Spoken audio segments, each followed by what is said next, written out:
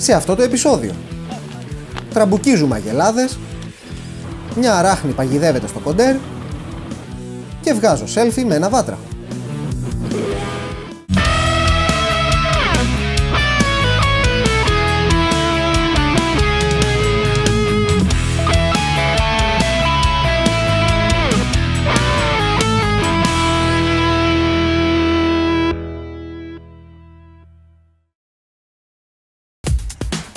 Μετά από μια στάση εργασίας 2 περίπου εβδομάδων στην πόλη του Σαν Πέδρο, τρώγοντας καθημερινά πουτσέρο και πλένοντας τον κίτσο στο πλυντήριο αυτοκινήτων και πούτσα, κάναμε το απαραίτητο editing, ανεβάσαμε το βιντεάκι της Βραζιλίας και συνεχίσαμε στο μακρύ δρόμο προς τα νότια της χώρας.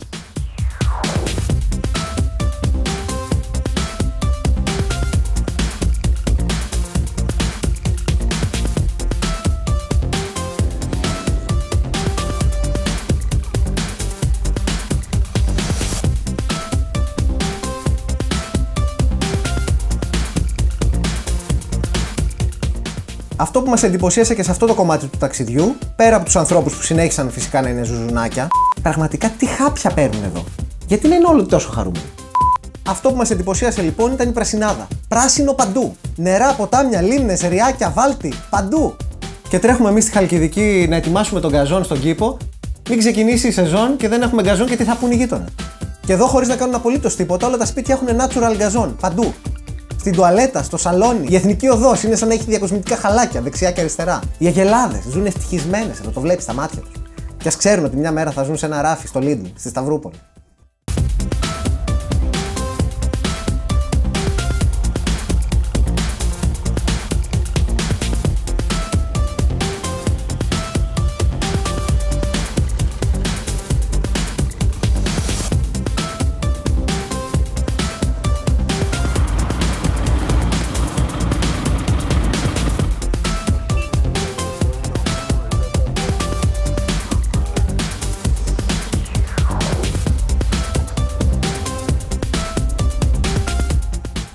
Φτάσαμε στο Σαν Εστανισλάο ή όπως απλά το λένε οι ντόπιοι, στο Σαντανί.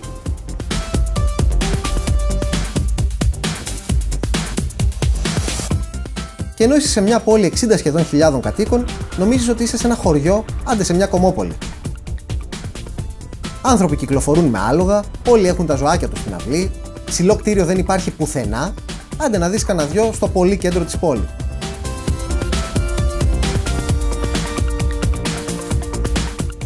Αυτή τη φορά είπαμε να ξεφύγουμε λίγο από το κλασικό μας pattern και να ανοίξουμε λίγο τα μάτια μας. Να μάθουμε 2 πραγματάκια παραπάνω για την ιστορία του μέρους και για την κουλτούρα των ανθρώπων. Οργανώσαμε λοιπόν έτσι το ταξίδι μας ώστε να βάλουμε στο πρόγραμμά μας και μια επίσκεψη σε ένα πολύ σπουδαίο μουσείο της πόλης, σε ένα κτίριο που χτίστηκε τον 18ο αιώνα και κατά τη διάρκεια του Μεγάλου Πολέμου της Παραγουάης αποτέλεσε και το αρχηγείο του στρατού. Σε καμία περίπτωση δεν περνούσαμε τυχαία απ' έξω και είδαμε την πόρτα ανοιχτή και ήταν και δωρεάν και μπήκαμε. Σε καμία περίπτωση.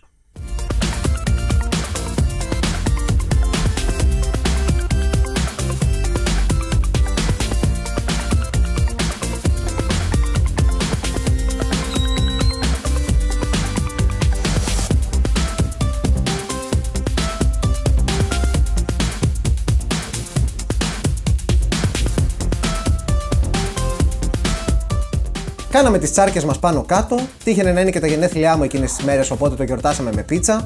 Αυτό πάλι που πλέον πρέπει να έχουμε γενέθλια ή να γιορτάζουμε κάποια φοβερή επιτυχία για να φάμε πίτσα σαν άνθρωποι, δεν το καταλαβαίνω. Έχουμε πήξει στη φακή, φτάνει. Μιλάω στους ηγέτες των κρατών της Λατινικής Αμερικής.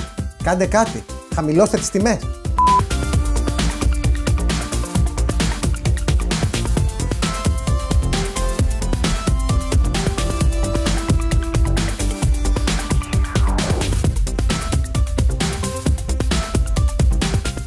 Το Σαντανί έχει και ένα ποτάμι, στο οποίο ο μύθος λέει πως αν βρέξεις τα πόδια σου, τότε σίγουρα μια μέρα θα επιστρέψεις. Εμείς βρέξαμε πόδια, χέρια, κάναμε πεταλούδα, ύπτιο, ακόμα και τον κίτσο βάλαμε μέσα για πλύσιμο. Μετά από όλα αυτά ελπίζω να δουλέψει ο μύθος και μια μέρα να ξαναγυρίσουμε.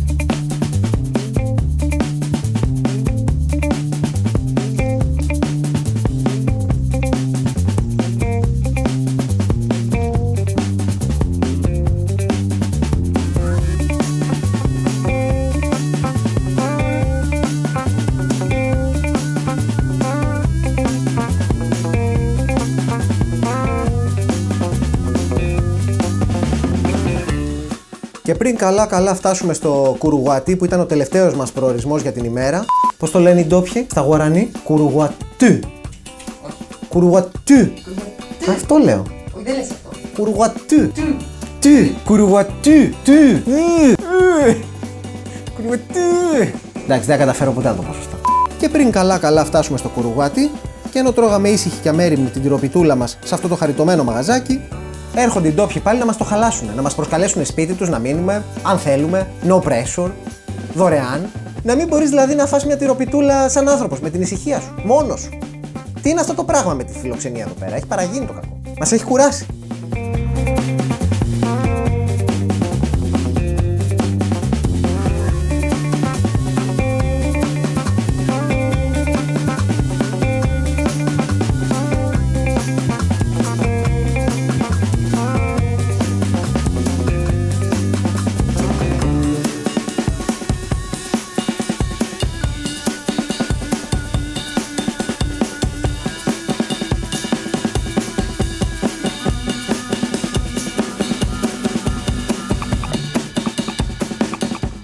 Και σαν να μην έφτανε που μας φιλοξένησαν με το ζόρι στο σπίτι τους, μας έκαναν και μια ξενάγηση στο διπλανό δασάκι.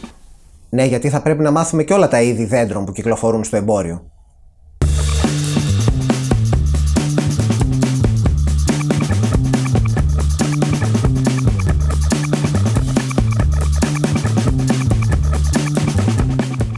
Μας έψασαν και στην μπάρλα και δεν μας άφηναν να κοιμηθούμε μέχρι τις 10-11 το βράδυ. Αγριάνθρωποι μωρέ, αφιλόξενοι, απολύτιστοι, δεν μπορούν, δεν ξέρουν. Εν τω μεταξύ, από κάποιο σημείο της συζήτησης και μετά δεν καταλάβαινα και Χριστό από τα ισπανικά τους, οπότε το έριξα στη φωτογραφία. Ευτυχώς βρήκα παραπέρα εκεί το φιλαράκο με το βάτραχο και βγάλαμε τη selfie μας.